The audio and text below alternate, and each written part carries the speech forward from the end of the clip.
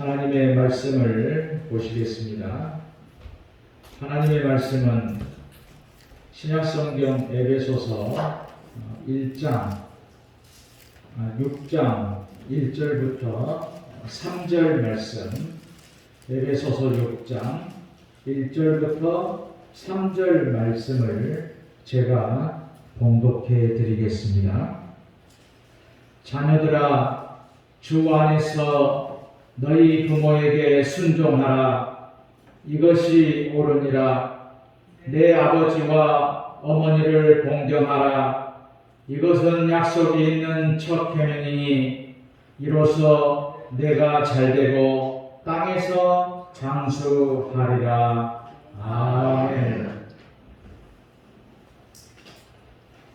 오늘 어버이 주일을 맞이해서 내가 잘되고 장수하리라 라는 그런 제목으로 말씀을 드리도록 하겠습니다.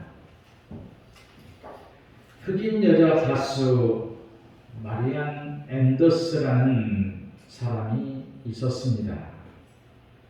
이 사람은 100년 내에 나올까 말까한 가수라고 극찬을 받은 세계 최고의 엘토 가수입니다.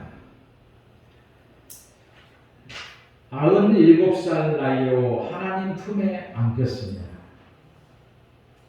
이 여인이 불러서 신금을 울렸던 흑인 연가 중에 그 누가 나의 괴로 말며 또 나의 슬픔할까, 주밖에 누가 알아주랴, 영광 할렐루야라는 찬송이 있습니다. 가사 내용이 자신의 생애를 고백한 것이기 때문에 많은 사람들에게 감동을 주었습니다. 앤더슨은 당시 최고의 성악가가 되었지만 가난과 인종차별과 싸워야 했습니다. 자신이 섬기던 교회 성가대에서 모아준 성금으로 첫 성악 레슨을 받았습니다. 그리고 1939년에 성악가로서 명성을 얻게 됩니다. 그러나 그가 흑인이라는 이유 때문에 워싱턴 DC의 컨스티튜션 홀에서 노래를 부를 수가 없었어요. 그래서 시민들은 규제에 대한 항의 표시로 링컨 기념관에서 앤더슨 연주회를 열어주었습니다.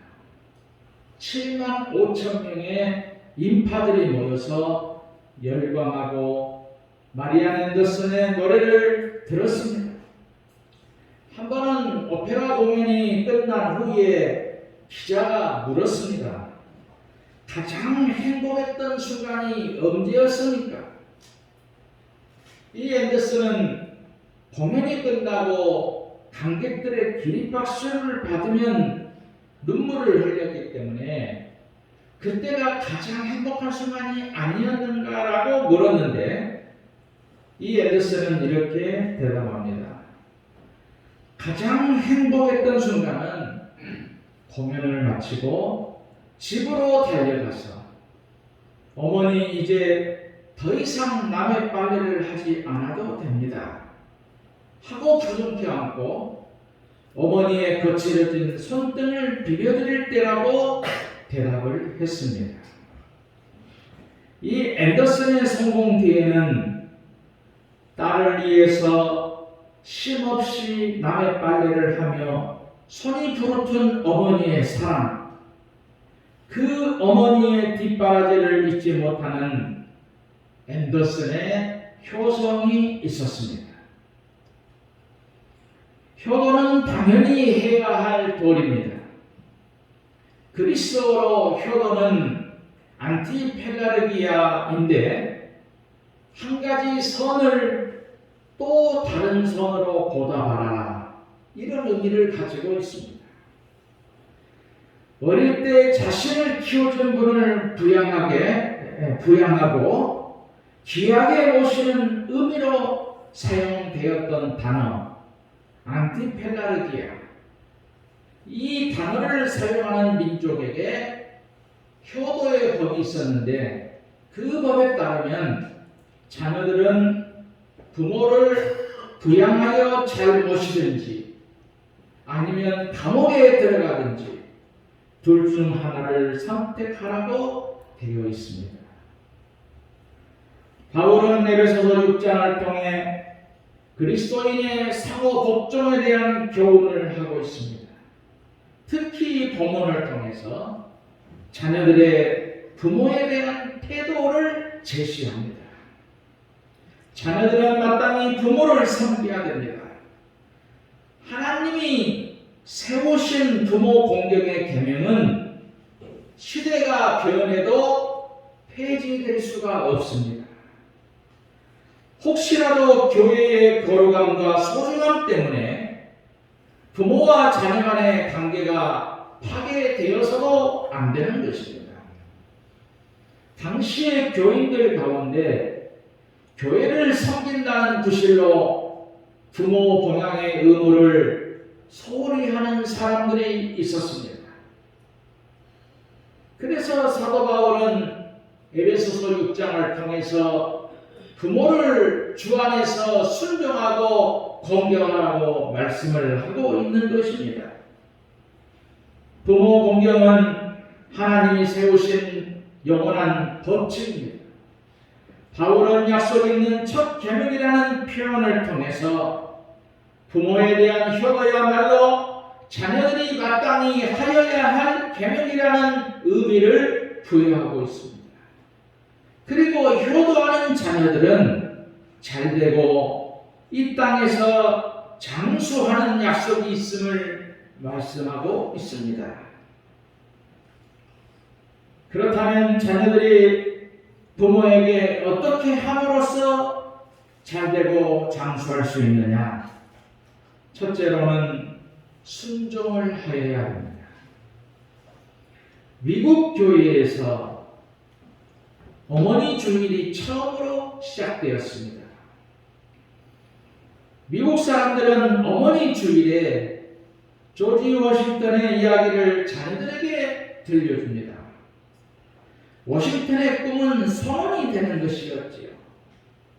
선장이 되어서 파도를 헤쳐나가는 바다의 사람이 되겠다고 했습니다. 어느 날 선원이 되려고 집을 나서기 전에 어머니를 찾아 만났습니다. 어머니는 뜻을 품고 나가는 아들을 말릴 수가 없었습니다. 아무 말도 하지 못하고 아들의 손을 잡고 울기만 합니다. 그때 워싱턴이 생각을 바꾸었습니다. 어머니를 슬프게 하고 나의 어머니 눈에 눈물을 흘리게 하고 내 꿈을 이룰 수가 없다. 그는 선원이 되는 꿈을 포기하고 어머니에게 순종하기로 했습니다.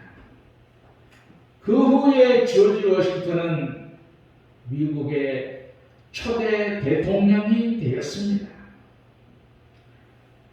그때 어머니를 떠났더라면 배의 선장이 되었을 것입니다. 그러나 큰 뜻을 품고 준비한 것도 버리고 어머니 말씀에 순종하니까 대통령이 되는 복을 받았습니다.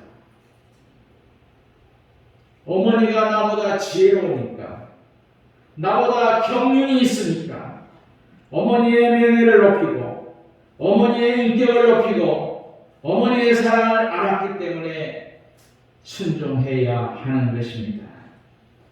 오늘 본문 1절에 자녀들아 주 안에서 너희 부모에게 순종하라 이것이 옳으니라 말씀합니다. 여기서 순종하라는 말은 귀를 기울여서 듣다라는 뜻입니다. 순종은 어버이의 말씀에 귀 기울여 듣는 것부터 시작입니다. 어버이의 말씀이 납득할 수는 없어도 무시하거나 반박해서도 안 되는 것입니다. 왜 그렇게 말씀하셨는지를 생각해야 하는 것입니다. 바울은 부모에 대한 순종은 주 안에서 이루어져야 된다라고 말씀하고 있습니다. 불신앙의 부모에 대한 순종을 경시하라는 뜻이 아닙니다. 모름지기 그리스도인은 자녀로서 할 도리를 다하는 것은 물론이고 부모의 회심을 위해서 더 잘 섬기는 자녀가 되어야 되는 것입니다. 부모의 구원을 이루는 것이 진정한 효도이기 때문이죠. 두 번째로는 공경해야 합니다. 어느 어머니가 아들, 딸에게 보낸 글이 있습니다. 내 사랑하는 아들, 딸들아, 언젠가 우리가 늙어서 약하고 지저분해지거든 인내를 가지고 우리를 이해해다오. 늙어서 우리가 음식을 흘리면서 먹거나 옷을 더럽히고 옷도 제 손으로 잘 입지 못하게 되면 내가 어렸을 적 우리가 먹이고 입혔던 그 시간들을 떠올리면서 미안하지만 우리의 모습을 조금만 참아 받아다오. 늙어서 우리가 말을 할 때 했던 말을 또 하더라도 말하는 중간에 그만하라 하지 말고 끝까지 들어주면 좋겠다. 내가 어렸을 때 좋아하고 듣고 싶어 했던 이야기를 내가 잠이 들 때까지 셀 수 없이 되풀이하여 들려주지 않았니? 훗날에 우리가 혹시 목욕하는 것을 싫어하면 우리를 너무 부끄럽게 하거나 나무라지는 말하도록 수없이 핑계를 대면서 목욕하지 않으려고 도망치던 너를 목욕시키려고 따라다니던 우리의 모습을 기억해주면 좋겠다. 오늘 본문 2절에 내 아버지와 어머니를 공경하라. 이것은 약속이 있는 첫 계명이니 여기에 공경하라라는 언어가 어떤 일에 가치를 두다 티마라는 언어입니다. 부모 공경을 최고의 가치를 갖고 하는 행동이라는 것입니다. 하나님을 공경하는 일과 관련되기 때문에 부모를 공경하는 것이 약속이 있는 첫 계명이라는 표현은 부모 공경의 계명이 10계명 가운데 첫 번째 계명이라는 의미가 아니고 부모에 대해서 자녀들이 가져야 할 가장 중요한 계명이라는 의미를 가지고 있습니다. 하나님은 레위기 20장 9절에 만일 누구든지 자기의 어머니나 아버지를 저주하는 자는 반드시 죽일지니 그가 자기의 어머니나 아버지를 저주하였은즉 그의 피가 자기에게로 돌아가리라. 이렇게 말씀하고 있습니다. 그리스도인은 부모 공경을 통해서 하나님을 경외하는 법을 배워야 합니다. 눈에 보이는 부모에게 못하는 자, 보이지 않는 하나님을 잘 섬길 수 없다는 사실을 깨닫고 더욱 부모를 공경하는 자녀가 되어야 되는 것입니다. 세 번째로는 기쁨을 드려야 됩니다. 조선시대 태계 이왕은 효자로 유명합니다. 노년의 벼슬자리에서 물러나 고향으로 내려가기를 원했습니다. 임금이 그 이유를 모르니까 고향에 내려가서 얼마 남지 않은 어머니의 여생을 보살펴드리고 싶은 것이었습니다. 임금은 이왕을 조금이라도 더 옆에 두고 싶은 생각에 그렇다면 어머니를 한양으로 모셔오십시오. 그러면 나라에서 잘 돌봐드리겠소. 이왕이 정중하게 거절을 합니다. 어머니는 시골에서 태어나 평생을 흙과 더불어 살아오신 분입니다. 어머니의 마음을 기쁘게 해드리려면 제가 고향으로 내려가 어머니와 함께 흙을 밟고 더불어 살아야 됩니다. 부모 공경은 부모의 마음을 기쁘게 해드리는 것입니다. 부모를 공경할 때에 하나님도 기뻐하시고 복을 주십니다. 부모를 기쁘게 해드리는 일은 과연 무엇이냐? 부모를 인정해 드리는 것이지요. 잠언 23장 25절에 내 부모를 즐겁게 하며 너 낳은 어미를 기쁘게 하라. 여기서 기쁘게 하라는 뜻이 무엇인가? 자식을 낳고 키우기 위해서 평생을 바친 부모에게 효를 실천하라 라는 그런 뜻을 가지고 있습니다. 이것은 단순한 공면이 아니고 엄숙한 하나님의 명령입니다. 히브리인들은 부모에 대한 효도를 어떤 가치보다도 중요하게 생각했습니다. 왜? 효도하는 것을 하나님의 뜻으로 여겼기 때문입니다. 날이 갈수록 부모에게 무관심하고 거여가면서 그것이 죄인 줄 모르는 이 세대에서 그리스도인은 부모를 공경하며 교를 실천해야 하는 것입니다. 춘한 모건 불가망이라는 고사성어가 있습니다.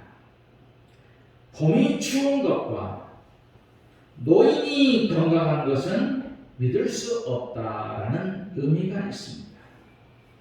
부모님이 건강하시다고 설마할 수 없는 것이고 돌아가신 다음 후회가 되지 않도록 살아계실 적에 효도를 해야 하는 것입니다. 사람은 누구나 잘되기 바랍니다. 장수하기를 원합니다. 그런데 하나님께서 자녀들이 잘되고 장수하는 방법을 가르쳐 주셨는데 그것은 바로 부모에게 효도하는 것입니다. 부디 어머니의 말씀에 순종하는 자녀들이 되시기 바랍니다.